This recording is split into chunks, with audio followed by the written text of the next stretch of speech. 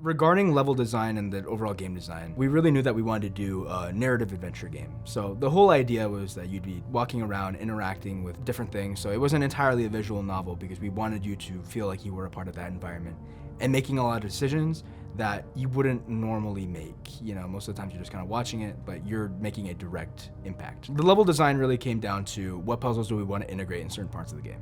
You know, we really wanted to make sure that every puzzle that came after the next would ultimately lead down to something that generally made sense. Like you knew that this is what you needed to do to progress.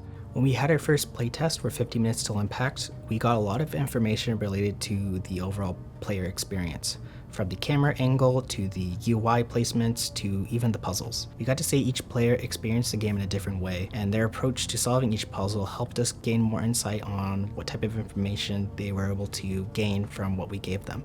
We had all of these different departments, each in their own little bubble up until this playtest, and then we got to see it all come together. And that was such a cool moment, just being like, hey, it actually works. People can play this game. The reason this feedback is really important is we do take it into consideration every time we do any updates or bug fixes and things like that. Something that we've solved was Clara kept clipping through the floor, and it was a very noticeable feature that was pointed out in our playtest. Or, hey, this puzzle is obnoxiously difficult. How do we fix that? How do we make it more in tune with the players? It's basically taking feedback from the players and understanding what can we do to make player satisfaction better. If multiple people had challenges with specific points in one of the puzzles, we would make sure to adjust it by changing how the information was given so that the player can then solve the puzzle in a more logical conclusion. And as a game developer, you can very easily get stuck in looking towards a vision without noticing what the game feels like